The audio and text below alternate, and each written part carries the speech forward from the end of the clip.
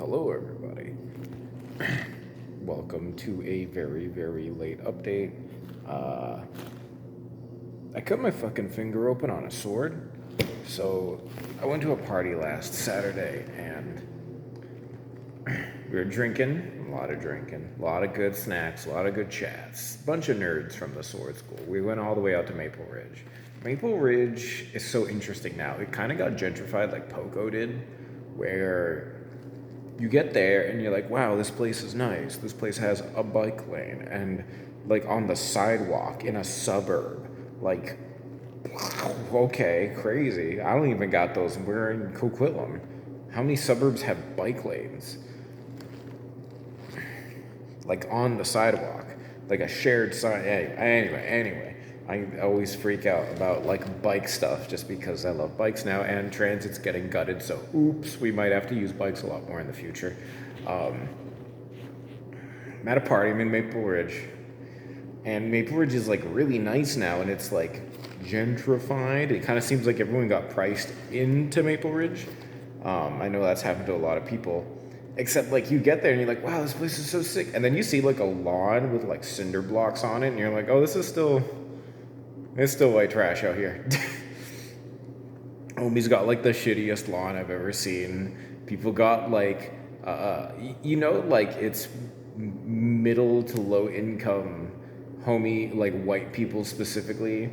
When you see like a cracked and crumbling plastic pool, like a kiddie pool out on the front yard, and like you're just like, yes, the white land. I'm at my friend's house. He takes care of his place, and we got sharp swords.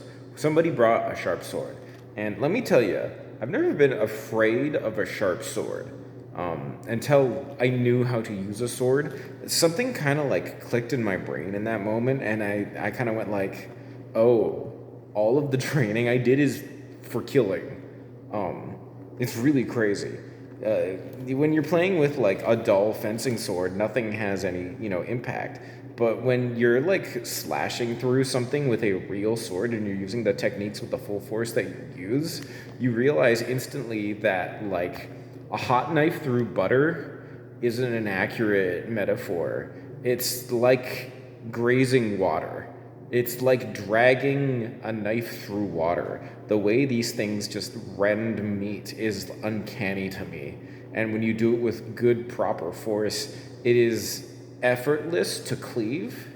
And something about that just kind of clicked something in my brain and went, oh, this is scary. This is kind of crazy, man. Ooh.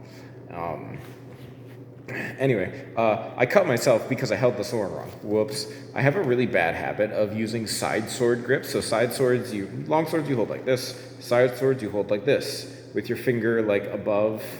Imagine my thumb's the cross guard. You hold the finger above the cross guard.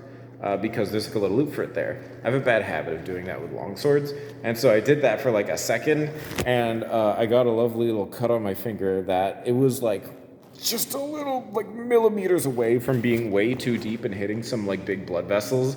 I could tell that because when I like immediately after it happened, I like clenched my hand around it and like held it as tight as I could, and I could still feel blood seeping down my fingers. And I was like, "Oh, that was a close one. That was almost through my finger." Swords are dangerous, everybody. Swords were great. Food was killer. Just like got to hang out with a bunch of homies that like. It's interesting hanging out with people that you hang out with in a club and then you get to meet them in a casual setting. We're all giant fucking nerds who all work in like some kind of remote work usually ish, and so we're all just kind of the same exact brand of nerd. We all just ended up we clicked instantly, all of us, like all 20 of us. It's crazy. Story number two. I almost got a person hit by a car. We were biking to Jackalopes, which is a really nice dive bar. It's such a good dive bar. Oh my God. Sorry, there's a person there looking at me. Anyway, it's a really nice dive bar. We were biking there, me and my friend Joanna. We take our e-bikes around in Vancouver at 10 p.m. And like the bike lanes are actually nice now. You have like your own separate lanes. Nice score, 10 and a come from me. And we're chilling at like it's on Main Street. It's on like that road down past Science World, where like there's this big highway, and we're, like some like lady with like a completely bald head and like shorts that are way too big and a shirt that's way too small is just jamming on the sidewalk with one of those like radios, and she's like trying to get everybody to party with her. She's like, "Yeah, dance, dance," and I'm like, "Fuck yeah, I'll dance." And so I'm jamming. She's playing some like EDM, like funk stuff. If you know what funk is, it's music so loud it destroys your suspension. Um, and like we're jamming and I'm jamming and we stop and she's like gonna go leave. It's just like a fun little it's a crazy thing. And she turns to go leave and I have to fucking grab her because I'm like, no. And she's like, huh? And she turns around and she realizes she was about to walk into oncoming fucking traffic because she was just so out of her fucking brain or something that like she wasn't even thinking. And so like I somehow accidentally distracted this woman from almost walking into like full moving gridlock, like 60-mile-per-hour traffic, kilometer, blah. And Joanna's just looking at me the entire time. It was like, you shouldn't have danced with her. And I was like, it was fun. Ugh. Anyway, that's my story. Goodbye.